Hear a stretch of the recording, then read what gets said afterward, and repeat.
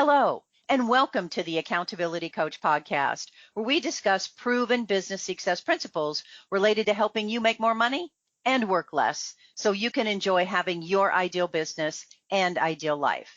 This is Bachrach. Today, we have a special guest with us who I think you will find to be a wealth of knowledge around helping us think and win like a champion, so you can scale your business and make even more money, along with making the difference that you were born to make. Nicky Billou is the #1 international best-selling author of the book, Finish Line Thinking: How to Think and Win Like a Champion. He has also written The Thought Leader's Journey, A Fable of Life, and The Power of Connecting: How to Activate Profitable Relationships by Serving Your Network. Nicky is an in-demand and highly inspirational speaker to corporate audiences such as RBC, LuluLemon, Royal LePage, and TorStar Media. He's also an advisor to some of the most successful and dynamic entrepreneurs in Canada. Welcome, Nicky. We appreciate you joining us. And thank you so much for having me. It's an honor to be here. Well, let's start with maybe a really big question for you, but let's see where this takes us, okay? Sure. Why do most of us live in our comfort zone? And then how do we get the heck out of it? Well, let's assuming that we want to get out of it. How do we do that? That's an excellent question. So here's the thing, right? I think, philosophically speaking, I think each one of us was put here on this earth to do a few things. One of them was obviously to live. The other one was to love and experience that, to grow, to contribute to other people, and to learn. Okay. And when we're doing that, we're fulfilled. We feel good about life. When we're not doing that, we don't, right? And the distractions of the world, people are using their devices too much and so on and so forth, are the things that take people away from needing to go forward and fulfill on their purpose, right? And living in your comfort zone, honestly, is just a way of distracting yourself from going after your dreams. And to me, I got big dreams, and the people that I talk to, they all have big dreams. They want to do something great out in the world. They want to help make the world a better place. They want to make more money for themselves and for their families. They've got some revolutionary product or program that's really going to help people that are suffering from a big pain point. And when people are kind of in that space that they understand that they're here to make a difference, to solve problems for other people, that's when they can get out of being in their comfort zone. A comfort zone is where you go to have your dreams die. It's comfort zone is where you go to get into this little bit of a poor me space. But if you put your attention on making a difference for other people, if you take the attention off you, you'll get out of your comfort zone super, super quick. How would we actually do that? So, for example, is it really kind of going back to why we're doing this? How would we actually get out of our comfort zone so that we are not letting our dreams die or letting ourselves die where we're at in the comfort zone? Well, you hit the nail on the head. You got to go look at why you're in business in the first place. And it's got to be a reason bigger than I just want to make some money and lay down in a pile of it, right? Yeah, you want to make money. Of course, everybody wants to make money. Making money is the lifeblood of any business, right? And you want to help yourself. You want to help your family. You want to help other people with it. There's a lot of people who use money as a wonderful way to leave a fantastic legacy out in the world. But the reason's got to be bigger than that, right? Simon Sinek did a great TED Talk and wrote a book called Start With Why. And he said in it, people don't buy what you do, they buy why you do what you do, right? And he gave the example of Apple computer versus Dell computer, right?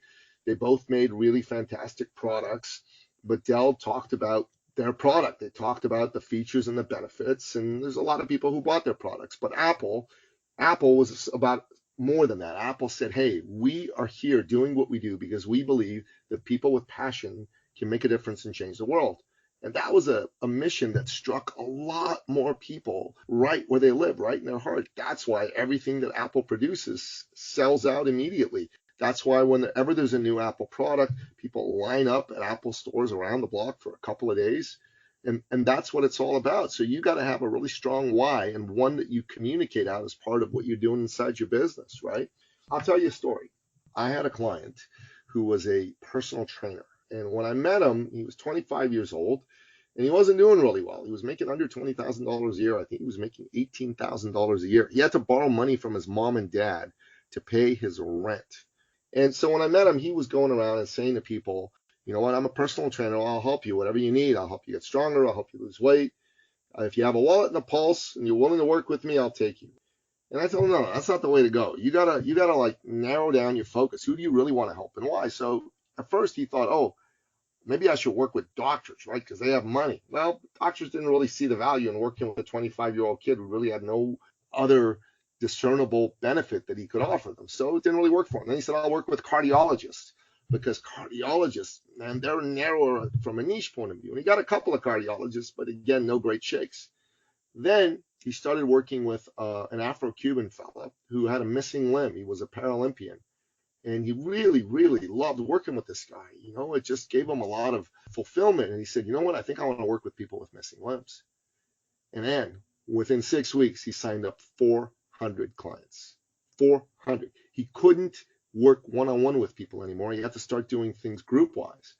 And why was this? Well, that's a good question. The reason is nobody was going after people with missing limbs, you know, as a target market for workouts.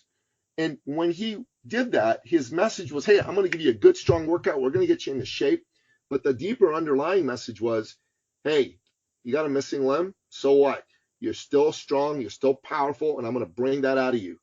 And think about someone with a missing limb, what their mindset possibly could be. It could be something along the lines of, you know what? I don't feel good about myself. You know, I'm never going to be as strong as an able-bodied person. Life is never going to be the same.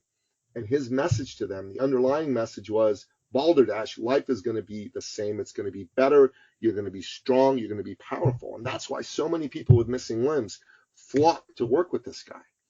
And that's the power of having a powerful why and working with people that really, really, really buy into the message, to the vision of what you're talking about. That's a fabulous story and totally brings to life the point. And as long as we're talking about niche, so why is it better to go narrow in your market niche than broad? Well, that's a great question too. You know, if you're trying to be all things to all people, you'll be nothing to nobody. There are all these people who are out there and call themselves life coaches. Well, what's a life coach? Well, it's somebody who can help you with anything in your life. Does that even make sense?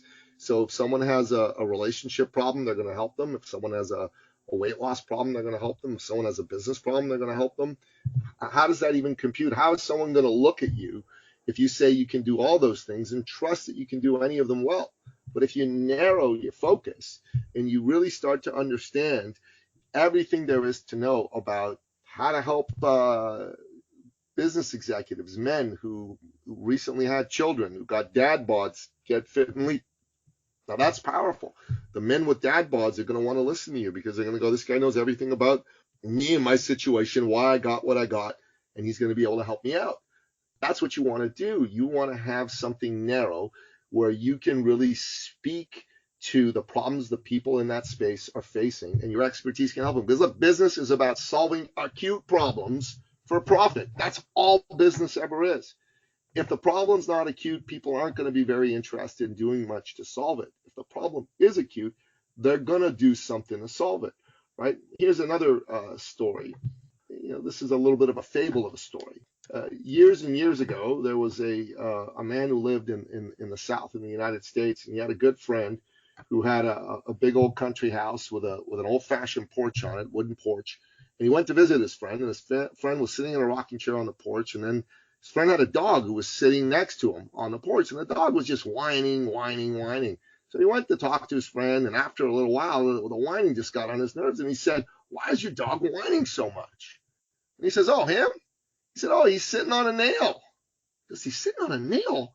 Why doesn't he get off of it? And he said, because it isn't hurting him enough yet. And you think about that. People don't solve problems because the problem isn't hurting them enough yet. Part of my job in the work that I do with my clients is I want to help them see the consequences of sitting on a nail that's digging into their hindquarters and causing them to get an infection, which may force an amputation and maybe even kill them. And My job is to help them see that those consequences are real, and ignoring those consequences is not really a good option. And honestly, that's the job of everyone in business, right? If you do that with the people that you're looking to serve, you help them see the consequences of inaction when they're dealing with a problem. Well, they're going to do business with you and you're going to solve their problem. And that's what's really going to help them get that issue put behind them. If not, they're going to just put a band-aid on a gaping wound, and that doesn't really work. Your job is to really hold what I call the doctor frame, right? You're like a doctor, they're like a patient. You got to diagnose the problem, you got to let them know what the problem is in no uncertain terms, and then you got to offer the solution. And then it's up to them to decide whether they're going to take up that solution. But if you talk about the solution and you don't talk about yourself and your fabulous program, people are going to love it. They're going to go with it. Awesome. Appreciate you sharing that. So how would we then position ourselves as really a branded thought leader so that really our ideal clients come knocking at our door and really want to work with us? So first and foremost, you gotta narrow your niche or your niche. Okay.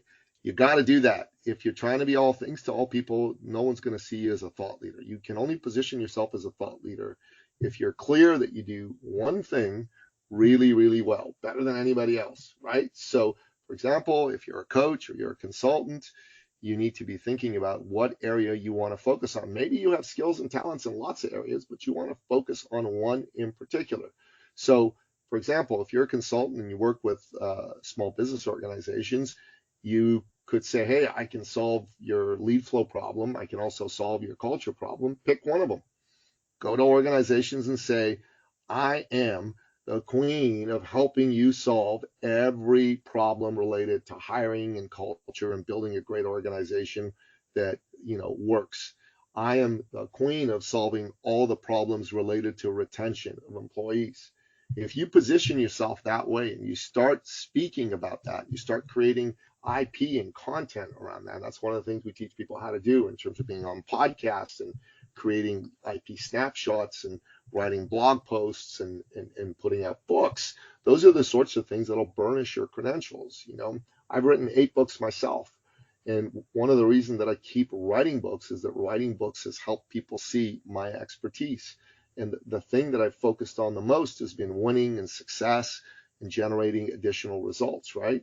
So the books that I've written around that topic have gotten me a bit of a reputation out there in the space as somebody who does that. Well, write a good book. But before you write a book, you need a really tight message, a message that helps solve a really particular problem. So if you don't have that and you go and write a book, you're not doing yourself any good.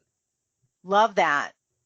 So many times I've heard people say, oh, I don't want to come across salesy, or, I don't want to be pushy, or I don't want people to perceive me this way.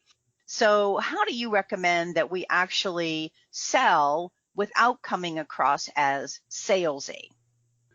So, Ann, that is a brilliant question. I got to tell you, because I love talking about this. This is one of my favorite topics to talk about. The truth of the matter is, nobody wants to come across as salesy, right? You don't want people to think you're reeking a commission breath every time you walk near them. People don't like to be sold, but everybody loves to be served. Okay, so if you're a good person and you don't want to come across that way, you want to be coming from a space of service. Here's the problem: if that thinking of, oh, I don't want to come across as salesy, drives the bus in terms of your actions, well, you're going to not go after helping certain clients that you should have, who needed your help. And you're not going to get that business, which is going to hurt your business, and you're not going to make the money. But that client's going to be hurt because they're not going to work with you. And they're probably going to work with some charlatan marketer who's really good at selling the sizzle, but doesn't care about delivering the goods. So they're going to spend money and not get a result. They're going to trust people in our industry less. And the sum total of goodness in the world is going to be reduced. So you need to reframe your thinking from selling to serving.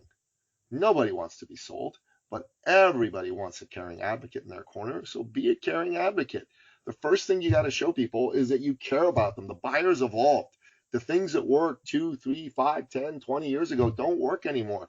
Selling, features and benefits, it doesn't work anymore. The buyer today wants someone who cares, wants someone who's honest, want someone who can demonstrate they understand their problem and is ready to solve that problem and can show them how the problem can be solved. That's what buyers care about. Buyers don't care about anything else.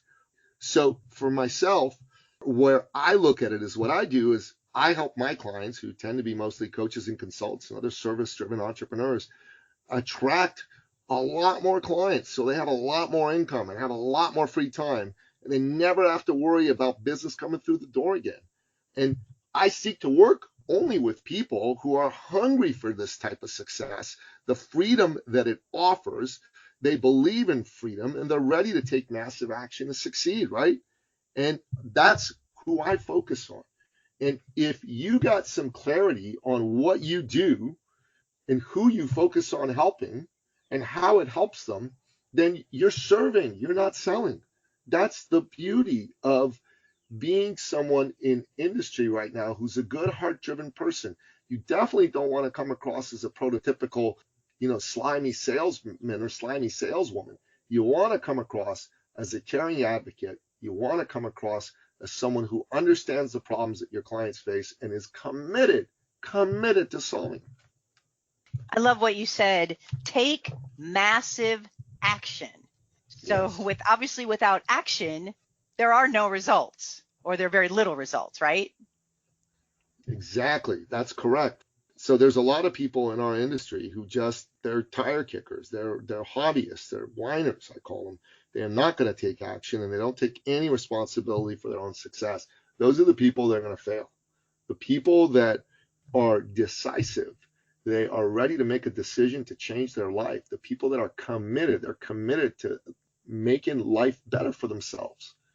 The people that are resourceful, because it's going to take resources, both time and money, to grow a business, and that are coachable. Those are the ones that are going to succeed. Those are the ones I seek to help.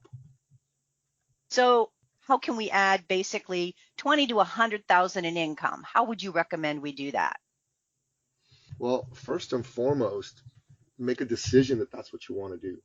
So decide, I want to do this. I'm going to do this. Commit to it. Don't leave a back door. Don't just dip your toe in the water. And then start to focus on your client, understand their biggest problem, and really start to help them see that you understand this. And for the folks that are in front of you, focus only on them, focus only on helping them see what their problem is, to the point where they're like, oh my God, the consequence of not solving this is unacceptable, and I'm ready to act, and then offer to help them. If you do that, and every day you get up and do that, you're going to win. Let me tell you another story that I think's really going to touch your heart, but it is very demonstrative and illustrative of what it takes to get and become successful. Several years ago, we had a lady join our community in our program. She had been the national country director in Canada for one of the largest and oldest personal development companies in the world. She'd been very successful, and she brought someone on to work with her, and the two of them didn't get along, and she ended up leaving as a result. So for about a year and a half, she kind of was bouncing around. She was lost. And then she came and she joined us in our community. And in the first month that she worked with us, we helped her add an additional $10,000 to her monthly income. In the second month, she did $12,000. In her third month, she did $18,000. And in her fourth month, and she did $62,200. And that number is going to become germane in a moment. And I have a son who at the time was 12 years old. And she also had a son who was 12 years old. And my son plays high-level soccer. And so he had a tournament in Ottawa. And what I did is I drove him to Ottawa, and she lived in Ottawa, which is about 5 hours away from Toronto, where I live. And I called her up and I said, hey, my son and I are in Ottawa. He's got a tournament. You want to have lunch with your son and have the two boys meet, and we can sit down and chat on our way out of the city. And she said, yeah, sure, let's do it. So we did that. We had a great time, and I got home. A few weeks later, we had one of our quarterly branded thought leader immersion workshops where, we basically help our clients really become positioned as branded thought leaders and add, 6 to 7 figures to their income. And this was the point where all the new people were in the room, and we were talking to them about enrolling them in our full year program. And the way I do it is I don't really do much of the enrollment. I actually ask people that are already in our community to do it. So I asked her, hey, not her, I asked everybody, is there anyone who wants to say anything about their experience being here? And she just jumped out of her seat and said, I do. I said, okay, great, come on up. And as soon as she got up, she started to cry. Now, like any red-blooded male, when I'm confronted by a female crying, I started to panic. I go, what did I do wrong? Oh my God, why is she crying? And she just turned to me and in between her sobs said, Nicky, you didn't know this, but when you and your little son were coming to meet me and my little son asked me, Mommy, who are we going to meet? And she said, oh, we're going to meet Nicky Billou and his son. And her son turned to her and said, oh, so are we going to get to meet the man who saved our family? And I just looked at her and I burst out into tears. And you got to get, I'm a man from the Middle East, old school man. We don't cry in public, but I cried in public. We hugged, and it was an absolutely beautiful moment. And she said to me in between her sobs, you didn't know this, but when I met you, we were about to lose our home. The bank was about to foreclose on our home. And my husband and I were fighting and arguing about money, and our marriage was falling apart, and our family was about to break up. And the kids could see it. And me coming into this community saved our family. And that has stayed with me ever since, because every single day that I get up, I think to myself, I wonder who's someone like this lady who's going through something similar that needs a caring advocate like me to help them. And I put my eye on that, and I tell all of my clients, who in your world has a similar story? Who have you helped who's been completely transformed as a result of the work that you did with them? That's who you're fighting for. That's why you do what you do. And if you do that and you put yourself out there, you're going to add 10, 20, 50, 100,000, $250,000 to your annual income. And so many times we don't even know the impact that we have on people. Wouldn't you agree? We really don't. We really don't. Yeah, I mean, so this lady came forth and said, hey, you didn't know this, and you might not have ever known that had she not really shared that with you. I mean, you knew the revenue numbers, but you didn't know the behind the scenes turmoil that was going on. And we do what we do, hopefully anyway, for most of us, to make that difference for people, whether we know that or not, and whether we know the impact that we have on people. I love your stories, Nicky. I think they're impactful and I think they're powerful. And I was tearing up also listening to that story because it's so heartfelt.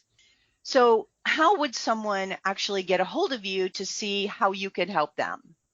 Well, the best way is to go to our website, which is ecircleacademy.com. And there's a button in the top right-hand corner that says book a success call. And if you're in business, click on that button, pick a time that works for you. We've got a short application form we ask everybody to fill out as well, just because we want to make sure that the people that are coming to us own a business and are serious about taking their business to another level.